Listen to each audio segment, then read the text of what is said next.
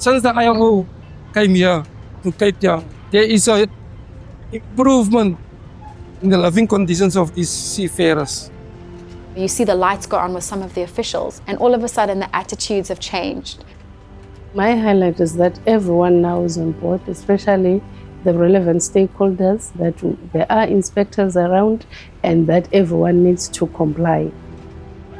The project brought us together and we've made these connections which have been very helpful in our work now going forward. We salute this project. The different employers and the different unions under one roof was also one of the key successes.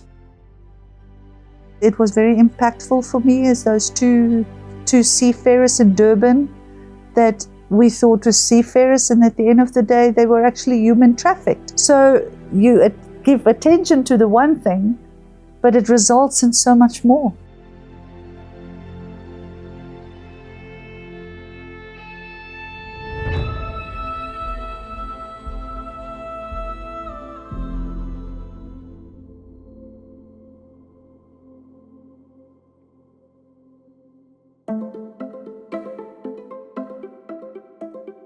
Work at sea is inherently dangerous. So anything that happens on board a vessel, the employer has to ensure that their employees are covered. You need to try and keep these guys safe. We can only do that if every single person step up. If every single person ashore, in corporate or wherever they are, go up and understand and go on board a vessel, understand what the guys are doing. The conditions outside is not very good. I mean, we have thousands of fishes dying every year globally. And in South Africa, our fishes are important. I mean, they contribute quite a lot to the GDP. Their safety, their lives, their employment conditions, is essential to making this country actually function. We're dealing with an industry that has been for a long time been marginalized. We want our South African economy to grow. We are pro-business. But at the same time, we also want labor rights to be respected. We want both employers and employees to benefit so that our South African economy grows, flourishes for the betterment of the country. It's time that people realize that the seafarers is what make this world go around. Maybe we must make a difference because it's not about the now, it's about the future. As INO, what we are proud of is we try to reach out to all the workers, wherever they are located, whether it's the land, whether it's the sea, or whether it's air, wherever the workers are. And what we are proud for in this project is that we've managed to bring together actors who are involved in the sector to try and see how can we improve decent work, how do we improve workers' rights and productivity, and having people sit together and discuss that is an important highlight. When we began nearly 3 years ago, we did notice a few gaps that existed. And nearly 3 years down the line, we can see that the tide has turned.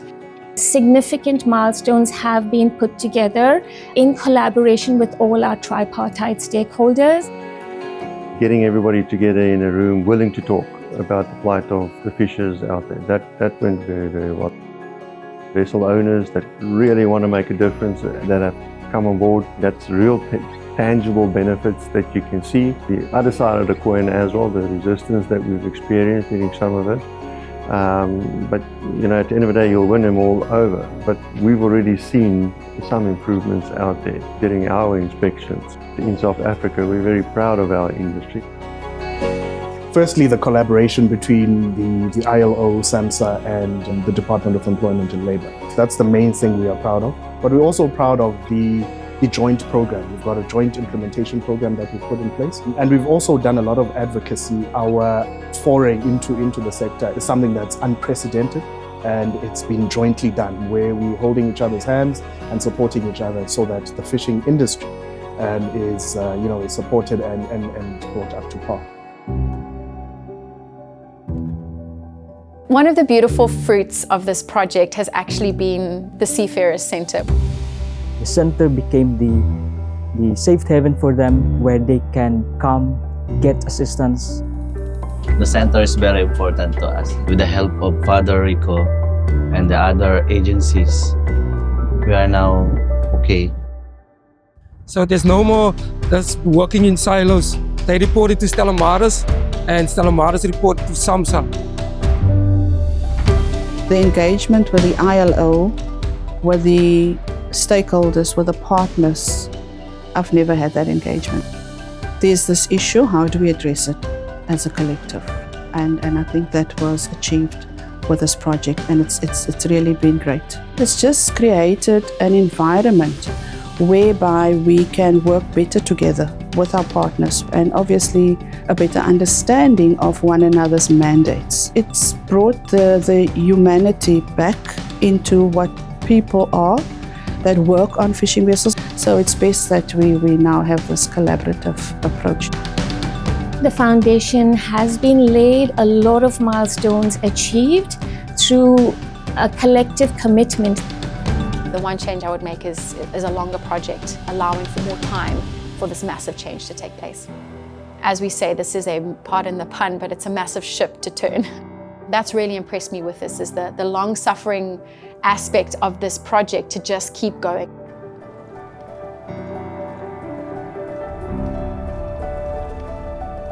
As I am looking to the next step on this program, it's good to look at it from a global perspective and have the interest of South Africa and also the interest of the key nationalities that are part of the fisheries business. There's been a plan laid out that will take for the better part of the next 24 months. There will be inspections conducted jointly between SAMSA and the Department of Employment and Labour, but also an advocacy will happen where the owners of the boats, the employers, and also the employees are put up to task and up to par in terms of what the legislation requires, what their rights are, and what the ports of recourse are as well. Remember, now we're kicking it off. Now it will become known. Now people will start reaching out. So there's definitely value in extending the project. I commended the guys from the ILO and SAMSA for getting involved. If you understand what they're doing there, you understand what it's like to go out to sea, how they work for you, because they're making sure that you're making money with your company. The last 2 years was setting the scene at the end of the day. You know, that's the platform from where we are starting at. You see the fire in people's eyes, that passion to want to make a difference. It's about that seafarer. It's about making sure that that guy is given the tools to do that job safely. So this is going to be sustainable. And that's a marriage of convenience for the authorities that need to make this change. It's a project that is taken at a very high level at SAMSA and at a very high level at the Department of Employment and Labour. It's something that's going to reap fruit, it's going to bear fruit. It's something that is going to make a great impact, not only at an industry level, but also at an individual employee level as well. I'm very hopeful that with the help of the ILO and the government of South Africa through SAMSA, trade unions and different consulates or embassies, the conditions, the living and working conditions on board fishing vessels will change a lot for the betterment of the situation of fishers. The aim is to make it even better, you know, to make sure that at the end of the day they protect it all round, from what we do to what the Department of Labour is, and that they actually know what their rights are so they're not exploited. Decent work brings us together. Social dialogue brings us together. And with that, we can be able to be more productive and deliverable. I actually stood up and I said to the ladies of the ILO, I said, thank you.